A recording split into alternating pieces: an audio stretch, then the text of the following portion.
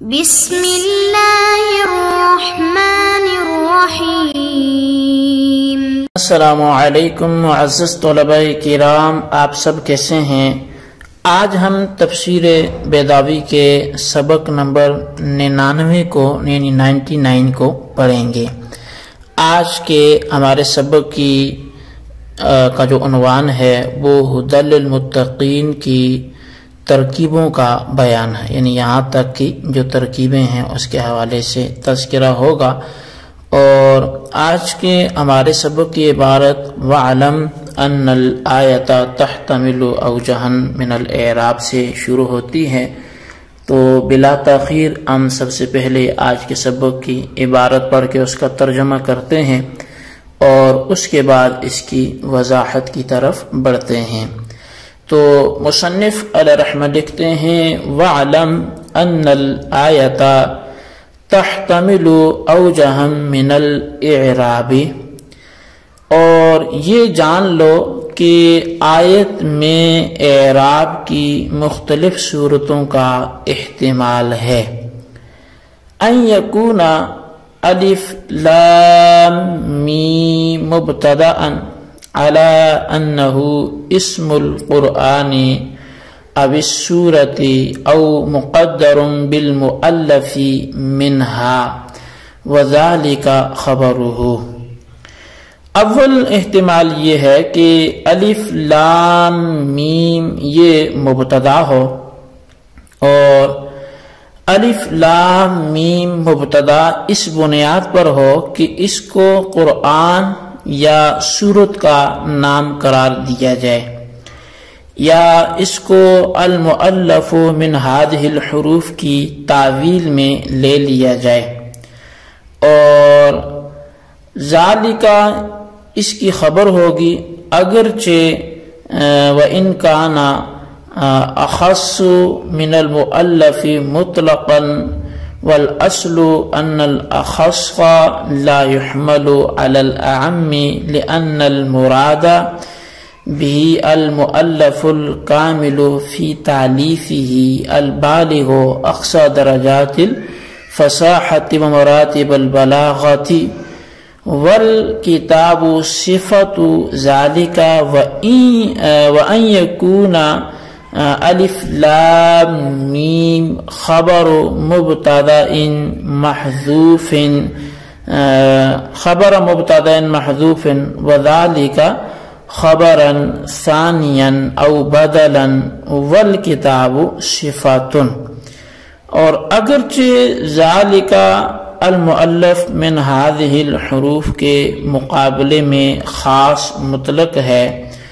اور حمل شے علی شے کے حق میں اصل یہ ہے کہ خاص کا حمل عام پر نہیں ہوا کرتا، مگر پھر بھی یہ ترکیب آیت میں ہو سکتی ہے، اس لیے کہ مؤلف سے مراد وہ مرکب ہے جو اپنی ترکیب میں کامل ہو اور فصاحت و بلاغت کے اعلیٰ معیار کو پہنچا ہوا ہو، اور الکتاب یہ ذالکہ کی صفت ہوگی۔ اور دوسری صورت یہ ہے کہ الف لام میم مبتدا محذوف مثلا ھذا کی خبر اور ذالکہ اس کی خبر ثانی ہوگی، یا پھر بدل ہوا اور الکتاب ذالکہ کی صفت ہو۔ جی طلباء کرام، یہ تھی ہمارے آج کے سبق کی عبارت اور اس کا ترجمہ۔ آئیے اب اس کی وضاحت کرتے ہیں۔ اصل میں یہ وَعْلَمْ أَنَّ الْآيَةَ سے تیسری بحث یعنی ھدی للمتقین تک تمام جملوں کی ترکیب کے حوالے سے ذکر کر رہے ہیں، یعنی ایسا نہیں ہے کہ ھدی للمتقین کی ترکیب مطلوب ہو، بلکہ چونکہ یہاں پہ آ کے آیت ختم ہوئی ہے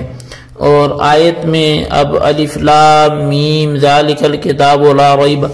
فیہ ھدی للمتقین یہ جتنے بھی کلمات ہیں تو ان تمام کی ترکیب ذکر کر رہے ہیں۔ پہلے الف لام میم ذالک الکتاب کی چند ترکیبیں ذکر کریں گے، اور اس کے بعد لا ریب فیہ ھدی للمتقین کی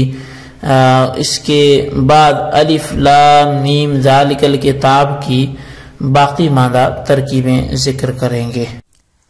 الف لام میم ذالک الکتاب کے اندر 6 ترکیبیں قاضی صاحب نے ذکر کی ہیں۔ 3 لا ریب فیہ کی تحقیق سے پہلے اور 3 لا ریب فیہ کی تحقیق کے بعد۔ جو لا ریب فیہ کی تحقیق سے پہلے 3 ترکیبیں ہیں ان میں سب سے پہلی ترکیب یہ ہے کہ الف لام میم کو مبتدا مانا جائے اور ذالکا اس کی خبر بنائی جائے۔ اس صورت میں الف لام میم یہ نام ہوگا قرآن کا یا سورت کا یا المؤلف من ہذہ الحروف کی تعویل میں ہوگا، لیکن الف لام میم کو المؤلف من ہذہ الحروف کی تعویل میں لے کر مبتدا بنانا اور ذالک الکتاب کو خبر بنانا یہ بظاہر درست نہیں معلوم ہوتا۔ اس کی وجہ یہ ہے کہ اس صورت میں اعتراض واقع ہوگا، اور وہ اعتراض یہ ہوگا کہ ذالک الکتاب یہ اخص مطلق ہے اور المؤلف من هذه الحروف یہ عام مطلق ہے، کیونکہ المؤلف من هذه الحروف جس طرح ذالک الکتاب پر صادق آتا ہے اسی طرح خطبہ اور شعر اور رسالے پر بھی صادق آتا ہے، اور اخص مطلق کا عام مطلق پر حمل نہیں ہوا کرتا، اس لیے کہ اخص مطلق واقعی الموجود ہوتا ہے اور عام اخص سے جو ہے وہ چونکہ تنزع سے ہوتا ہے تو گویا اخص اصل ہوا اور عام اس کا تابع، اور قاعدہ یہ ہے کہ تابع کا حمل مطبوع پر ہوا کرتا ہے نہ کہ مطبوع کا تابع پر حمل ہوتا ہے، تو پس حمل عام کا اخص پر ہونا چاہیے نہ کہ اخص کا عام پر، اس لیے الانسان و حیوان تو کہہ دیتے ہیں لیکن الحیوان انسان یہ نہیں کہتے۔ اور جب